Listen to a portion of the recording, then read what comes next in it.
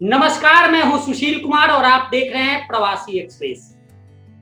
हरियाणा सरकार ने एक आदेश जारी किया है जिसको लेकर पूरे प्रदेश में अब प्राइवेट हॉस्पिटल्स को वैक्सीन अवेलेबल नहीं होंगे। यानी कोरोना को लेकर जो वैक्सीन लगाई जा रही थी वो कुछ प्राइवेट हॉस्पिटलों में भी उसकी व्यवस्था की गई थी। हरियाणा सरकार ने एक आदेश जारी किया है और उस आदेश के मुताबिक अब प्राइवेट हॉस्पिटल्स को गवर्नमेंट मुहैया नहीं कराएगी वैक्सीन को, और प्राइवेट हॉस्पिटल डायरेक्ट कंपनी से, माफ कीजिएगा, डायरेक्ट कंपनी से वो वैक्सीन खरीद सकते हैं। साथ ही प्रदेश सरकार ने यह क्लियर कर दिया है कि जितने भी एचसी हेल्थ केयर सेंटर और प्राइमरी हेल्थ केयर सेंटर्स हैं वहां पे ये वैक्सीनेशन ड्राइव रोजाना चलेगा, और अभी जो शुरुआत है उसके मुताबिक 100 व्यक्ति को एक सेंटर पर वैक्सीन लगाया जा रहा है। इसके लिए एक गाइडलाइन प्रॉपर जारी किया गया है और उसके तहत आपको रजिस्टर्ड करना होता है। रजिस्टर्ड करने के बाद अपने आप को, जैसे ही आप रजिस्टर्ड करते हैं उसके बाद आपको नंबर मिल जाता है और फिर आप जाएं और नंबर लगाकर अपनी बारी का इंतजार करें और फिर वैक्सीन लें। आखिर सरकार ने यह डिसीजन क्यों लिया है, आखिर क्यों प्राइवेट हॉस्पिटल को वैक्सीन सरकार नहीं मुहैया कराएगी, वो प्राइवेट उस कंपनी से जाकर खरीदेंगे? इन सभी मुद्दों पर बात करने के लिए हमारे साथ मौजूद हैं वरिष्ठ पत्रकार सुभाष चौधरी जी। ये बताएंगे आपको कि किस तरह से सरकार का जो डिसीजन है यह कहां तक अच्छा है और इससे क्या लाभ होने वाले हैं। तो सबसे पहले सर, आपका स्वागत है प्रवासी एक्सप्रेस में। धन्यवाद। सर, आप इस पूरे आदेश को किस रूप में देखते हैं? देखिए, इसके हालांकि पब्लिक इंटरेस्ट में लगता है सरकार ने ये बातें कही हैं, दावा तो सरकार यही कर रही है कि पब्लिक इंटरेस्ट में हमने किया है, लेकिन इसके पीछे का आशय इकोनॉमिक है पूरी तरह से। केंद्र सरकार और राज्य सरकारों के बीच में इस वैक्सीनेशन को लेकर के, वैक्सीन के स्टोरेज को लेकर, वैक्सीन के सप्लाई को लेकर और वैक्सीन की कीमतों को लेकर के पिछले लगभग 2 माह से ये खींचतान जारी है।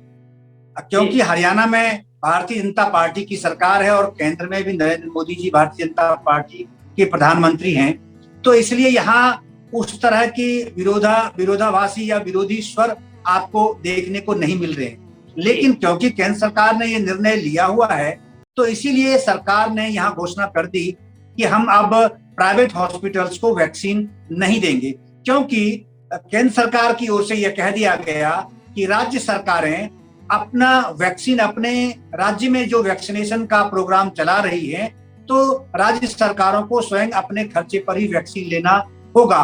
वो किसके लिए? क्योंकि ये 2 पार्ट में है। एक है जो केंद्र सरकार ने प्रायोरिटी बेसिस पर फेज 1 और फेज 2 वैक्सीनेशन उन्होंने शुरू किया था, कि जैसे जो 60 वर्ष से अधिक उम्र के थे वो फेज 1 था, उसके लिए उन्होंने शुरू किया, वो फ्री ऑफ कॉस्ट दी जा रही थी। और उसके बाद फिर 45 वर्ष से अधिक उम्र के और जिनको कुछ कॉम्प्लिकेशन पहले से है, उनको कुछ और अलग तरह की बीमारियां उनके शरीर में हैं, कोई दिक्कतें हैं, तो उनके लिए एहतियातन शुरू की गई थी फेज 2 की दृष्टि से। अब क्योंकि सभी राज्य सरकारों की ओर से और क्योंकि कोरोना का जो संक्रमण है, आप देख रहे हैं कि पहले 5, 7, 8 राज्यों तक ये चीजें सीमित थी, ये जो सेकेंड वेव है, लेकिन अब तो 11 राज्यों से बढ़कर के ऑलमोस्ट देश के सभी राज्यों के हालात जो हैं ऑलमोस्ट अनियंत्रित हो चुके हैं। सब जगह आप देख रहे हैं कि हाईकोर्ट किस तरीके से राज्य सरकारों पर सवाल खड़े कर रही है। तो ऐसे में अब राज्य सरकारों के पास कोई विकल्प नहीं था। उन्होंने केंद्र को बोला कि भाई, हम 18 साल से अधिक उम्र के जो युवा हैं और जितने लोग इस श्रेणी में आते हैं उन सबको वैक्सीनेशन हम देना चाहते हैं। अगर आप कोरोना संक्रमण से उसे बचाना चाहते हैं तो इसको लेकर, लेकिन केंद्र की अपनी एक सीमा है फाइनेंशियल। देखिए, मुख्य तो बात आती है, किसी प्रोजेक्ट को आप शुरू तो कर देंगे वाहवाही लूटने के लिए, लेकिन जब फाइनेंस की बात आती है तब परेशानी खड़ी होती है। तब पता चलता है कि इतना ह्यूज इसमें इन्वेस्टमेंट होगा। लेकिन मेरा अपना मानना है कि पब्लिक इंटरेस्ट में ये इन्वेस्टमेंट तो हमेशा के लिए है और ये आपको करना ही चाहिए। पहले भी आपने जितने ड्राइव शुरू किए हैं, चाहे पोलियो ड्राइव हो या उससे और चेचक से संबंधित ड्राइव है या और भी दूसरे जो आप बीसीजी के टीके लगाते हैं या कुछ भी लगाए आपने, सब फ्री ऑफ कॉस्ट आपने दिया।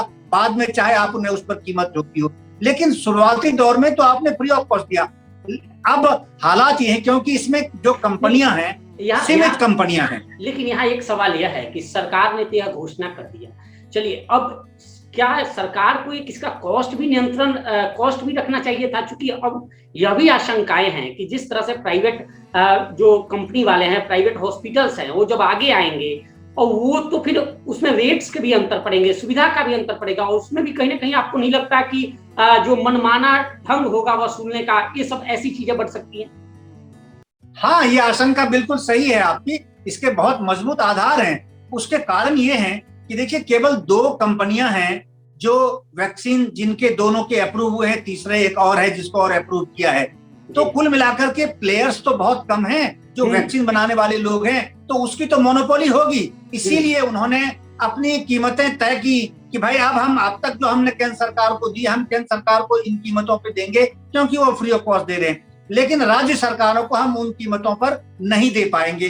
तो अब हालात ये बन गए कि राज्य सरकारों को स्वयं उन कंपनियों से ऑर्डर देकर वैक्सीन खरीदनी पड़ रही है। तो अब राज्य सरकार को अपने बजट से पैसा देना पड़ रहा है।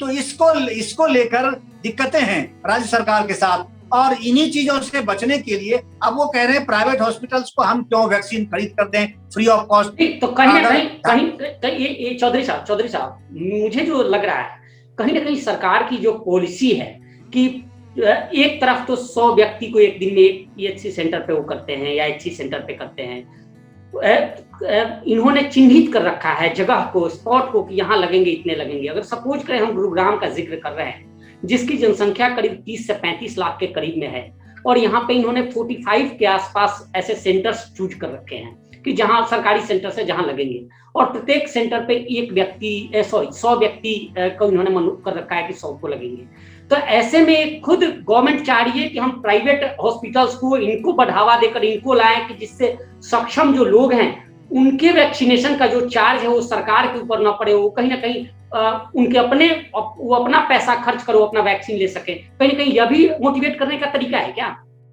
हाँ, देखिए, गवर्नमेंट तो चाहती है कि जो सक्षम लोग हैं, जो इकोनॉमिकली वेल टू डू लोग हैं, वेल एस्टेब्लिश्ड लोग हैं, उन पर बहुत ज्यादा फर्क नहीं पड़ेगा। लेकिन आपको ये देखना होगा कि प्राइवेट हॉस्पिटल्स में से केवल बड़े हॉस्पिटल्स नहीं हैं जो जहां केवल करोड़पति और लाखपति लोग जाते हैं, मीडियोकर ग्रेड के भी हॉस्पिटल्स हैं। अगर मैं आपसे गुरुग्राम की बात करूं तो गुरुग्राम जैसा इतना बड़ा इंटरनेशनल सिटी है, और यहाँ की डेमोग्राफिक सिचुएशन अगर आप देखेंगे तो उसमें से ऐसा लगेगा, आपको लगेगा कि 70 to 80% लोग जो हैं वो मीडियम लेवल के हॉस्पिटल्स पर डिपेंड करते हैं, जो मीडियम लेवल के हॉस्पिटल्स हैं। और यहाँ सीएमओ ने बहुत सारे मीडियम लेवल के हॉस्पिटल्स को भी वैक्सीनेशन सेंटर घोषित किया था पिछली बार। नहीं, लेकिन इस बार लेकिन चौधरी साहब, इस बार तो मात्र 2 ही हॉस्पिटल है, मैक्स और फोर्टिस हैं, जिनको इन्होंने कर रखा है कि यही 2 लोग अभी जाकर प्राइवेट से कोई वैक्सीन लगवाना चाहे तो जाकर लगवा सकता है।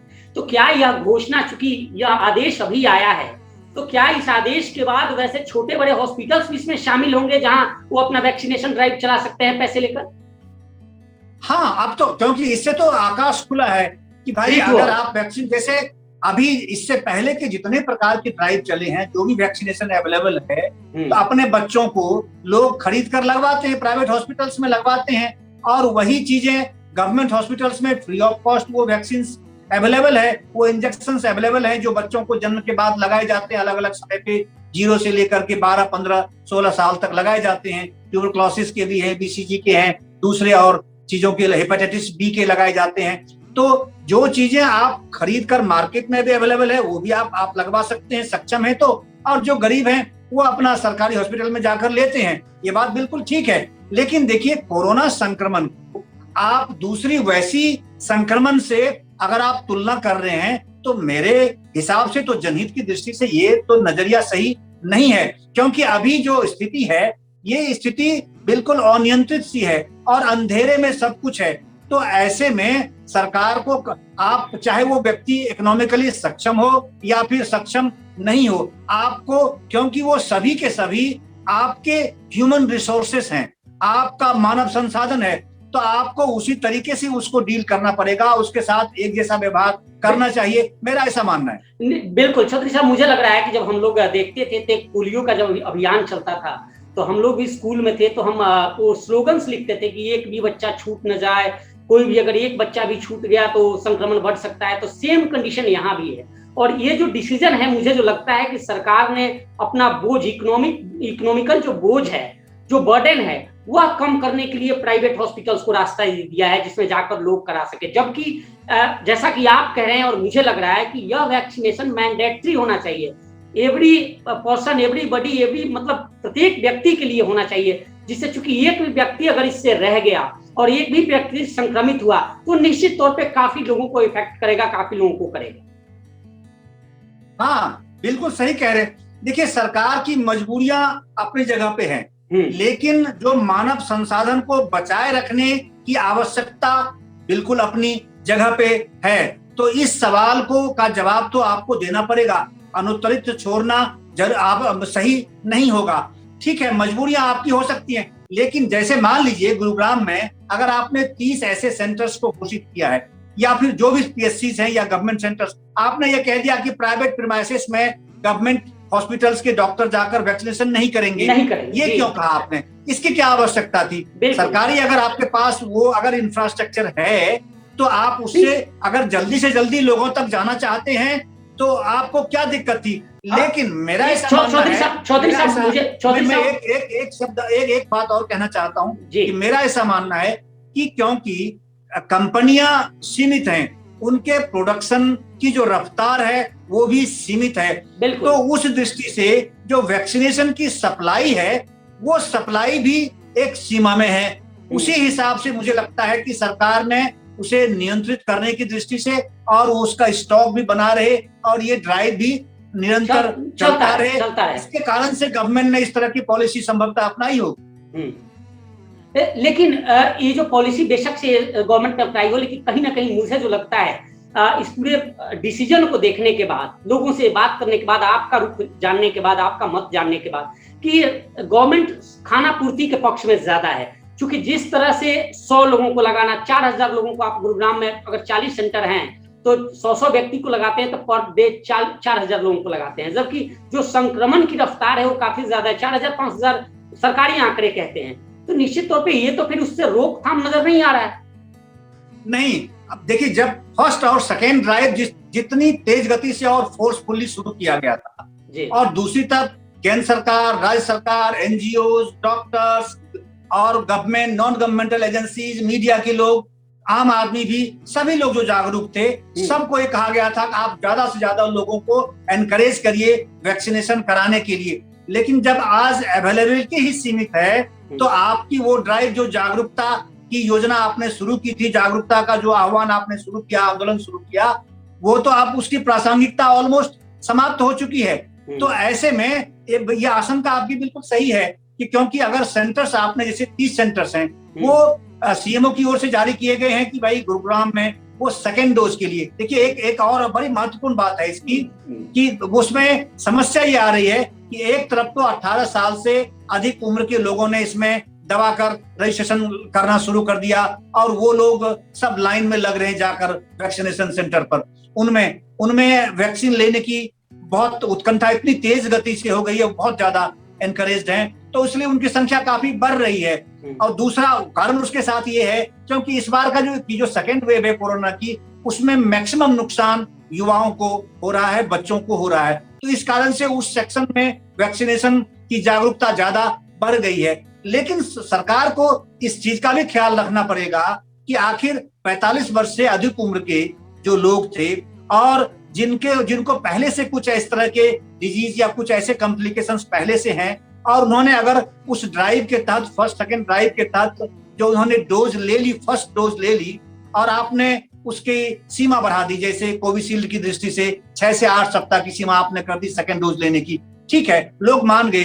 तो 6 से 8 सप्ताह जिनको हो चुके हैं फर्स्ट डोज लिए हुए, उनका क्या होगा? वो सारे सीनियर सिटीजन लाइन में जाकर खड़े होते हैं, उनके लिए कोई अलग व्यवस्था नहीं है। वो परेशान है कि अब हमारी समय सीमा वो खत्म होने जा रही है, 40 दिन, 42 दिन, 43 दिन, 44 दिन हो चुके हैं, हम सेकेंड डोज कैसे लेंगे? यंग लोग लाइन में लगकर 3-3 घंटे वो ले लेते हैं, लेकिन हम तो नहीं खड़े रह सकते, उनके लिए अलग व्यवस्था कैसी होगी? तो इसीलिए कल जो काफी हाई तौबा मचा गुरुग्राम में, तो संभवतः मुझे लगता है सरकार ने उस चीज को ध्यान में दिया होगा। तो इसीलिए सेकेंड डोज के लिए आज की जो तारीख तय की गई थी, 30 सेंटर्स जो घोषित किए गए थे, कि सेकेंड डोज दिए जाएंगे।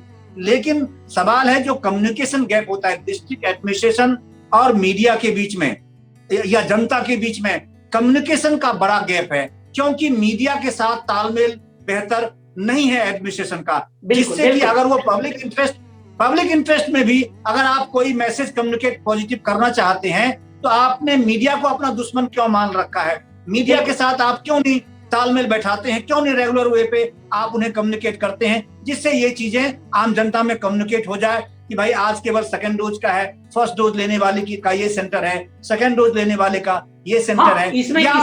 या वीक में आप अलग अलग दिन निर्धारित कर देते, आप उसे फोरकास्ट कर दीजिए, पब्लिसाइज कर दीजिए, जिससे किस तरह की अनार्की नहीं पैदा हो। अच्छा चौधरी साहब, अगर हम 2 लाइन में आपसे जानना चाहें लास्ट में समाप्त करना, कि जो लोग हम लोगों को देख रहे हैं, हमारे प्रोग्राम देख रहे हैं, कि सरकार का यह डिसीजन अगर हम 2 लाइन में जानना चाहें कि अच्छा है या बुरा है, तो क्या कहेंगे आप? नहीं, मुझे लगता है कि लॉन्ग रन में और कोरोना संक्रमण की दृष्टि से, क्योंकि ये सामान्य बीमारी नहीं है, ये एक आंधी की तूफान की तरह से आई हुई है, और इस तूफान के सामने जो भी आते हैं वो अच्छा और बुरा कुछ नहीं देखता, किसी को नहीं देख रहा है, तो ये सब उड़ जाते हैं, सब उसके शिकार बन जाते हैं। कई ऐसी फैमिली हमारे संपर्क में लोग हैं जो पूरी की पूरी फैमिली 80 साल के 90 साल की पूरे उनके माँ बाप वो भी उसके चपेट में आ गए, बेटा उनकी बेटी 2 साल के उनके बच्चे वो भी उसकी चपेट में आ गया, सब पूरी की पूरी फैमिली हॉस्पिटलाइज। तो ऐसे में तो पूरा का पूरा परिवार समाप्त हो सकता है। इसीलिए मुझे लगता है कि इसमें थोड़ी तरमीम करने की आवश्यकता थी, और सरकार को थोड़े दिनों के लिए, आप इतने काम करते हैं पब्लिक इंटरेस्ट के, आप सोशल सेक्टर के डेवलपमेंट की दृष्टि से आप बहुत सारे प्लानिंग आप चला रहे हैं, पेंशन है, ये पेंशन है, वो पेंशन है, बहुत तरह के वजीफे, बहुत तरह की चीजें आप दे रहे हैं, लेकिन इस मानव संसाधन को बचाए रखने की जिम्मेदारी आपकी है, और इस पब्लिक इंटरेस्ट की दृष्टि से आपको कम से कम इस तरह का निर्णय नहीं लेना चाहिए। और इसमें जैसे आप कोरोना संक्रमण की जो लोग हैं उसके इलाज के लिए आपने प्राइवेट सेक्टर्स को भी पूरी तरह इन्वॉल्व करने की कोशिश की है और उनकी मदद आप मांगते हैं, उसी तरह से इसमें भी उनको इन्वॉल्व करके और एक हद तक आप मैक्सिमम लोगों तक पहुंचने की आवश्यकता थी। बिल्कुल आपने सही कहा, और हम भी सरकार से मांग करते हैं अपने स्तर पर कि सरकार ने जो ये फैसला लिया है इसको लेकर कुछ जिसमें कमियां हैं, कुछ लैकुना है, जिसको दूर करने की आवश्यकता है, और एक कंप्लीट गाइडलाइन बनाकर मकसद यह होना चाहिए कि कम से कम समय में ज्यादा से ज्यादा लोगों का वैक्सीनेशन हो सके। फिलहाल इस पेशकश में इतना ही। देखते रहिए प्रवासी एक्सप्रेस। धन्यवाद। Thank you.